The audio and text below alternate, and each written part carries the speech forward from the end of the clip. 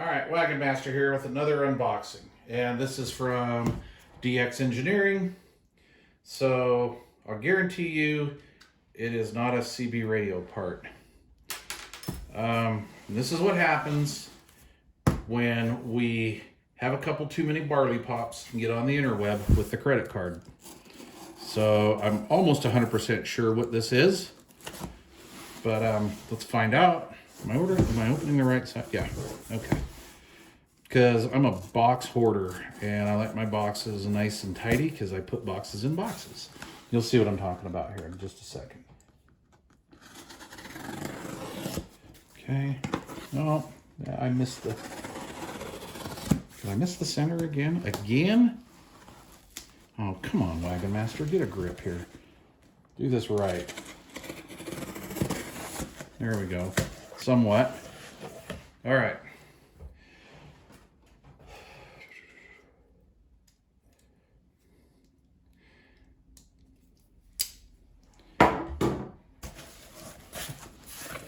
All right.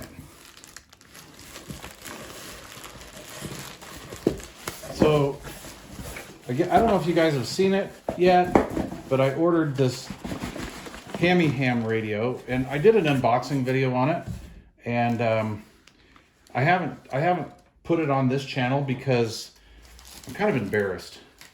And the reason why I'm embarrassed is because the radio sucks, and I can't take it back, and I'm just pissed.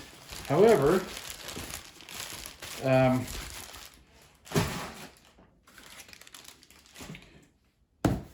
I wanted to finish the setup. So I have the radio, I have the matching speaker, and I have the power supply, the not matching power supply, but that's Yaesu's issue. And now I'm going to have the matching microphonium. And I don't know why I'm investing any more into this, because I'm already into this thing like $1,600, and I'm like really unsatisfied.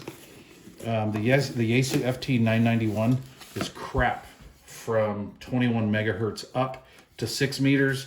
It's okay so far. It performs okay on 6 meters, and it's okay on VHF UHF, which is really the reason why I bought it. Because I wanted to do some 6 meter sideband, and I wanted to get back into 2 meter sideband because I did that back in the 90s and it was a blast. So the upper HF portion of the 991 is garbage. And, you know, I'm not afraid to admit it. I'm really not. My ego doesn't go so far as I spend a bunch of money on a radio and then say that it's good, when really in the back of my mind, I know it's junk. I mean, I'm just not programmed that way. I'm not really into that.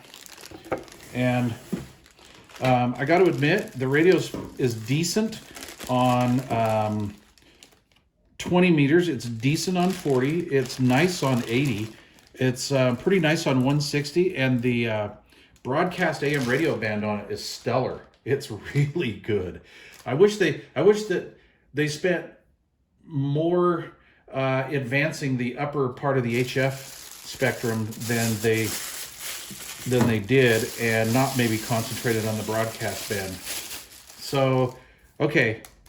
So on the internet, this looks to be metal. Now, sometimes I don't pay attention, and sometimes I'm like, oh, I didn't really, you know, I thought this was metal.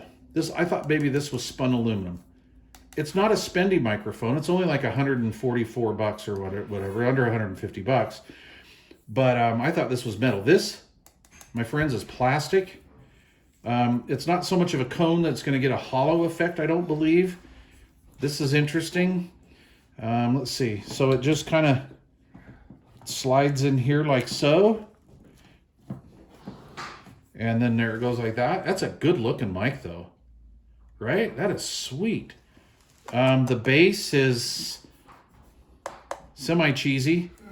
I think that's a little bit of tin. They got high and low cutoff. I'll probably cut that off. I hate that that low end, low frequency, bogus ham sound. PTT switch feels okay. PTT to lock. I don't know how that works. Push and hold. Oh, okay. That's weird. Well, actually it isn't, because some mics are just too damn easy to lock. So you push this and hold it. Okay, well, that's not bad then. Okay, I can deal with that. It's got a good look to it though, huh? It's an electret mic, and it gets, from what I understand, and I'll have to look in the instructions, it gets 8 volts from the radio. I'm sure it does. Oh, number 1. No kind of read. Oh, there we go.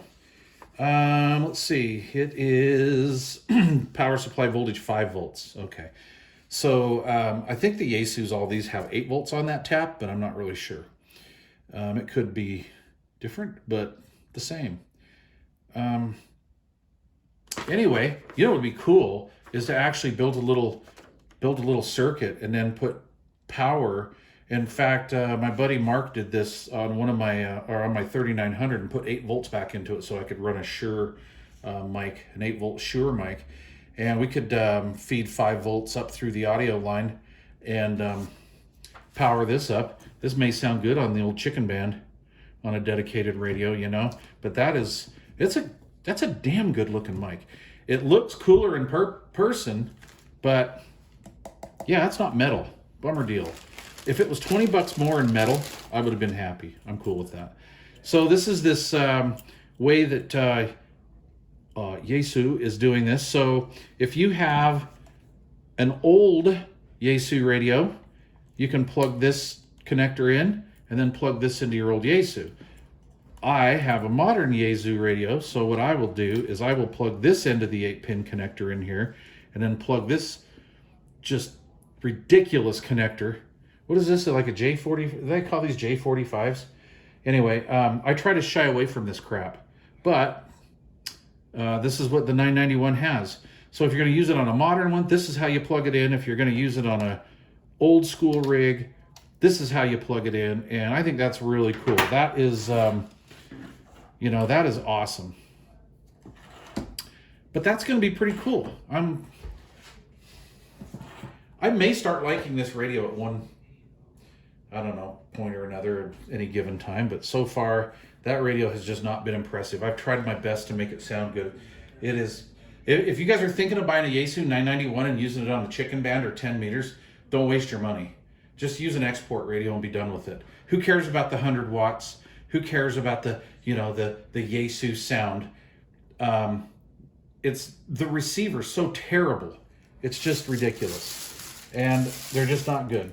Now, last part, cool part, is this is the way to buy Wagon Master's love. Decals. If I see decals, this is my weakness. Decals are like awesome, top notch. Super nice, super nice. Okay, so there's the unboxing of the Yaesu M70 desktop microphonium. Please leave questions or comments below. Thanks for watching. Cheers.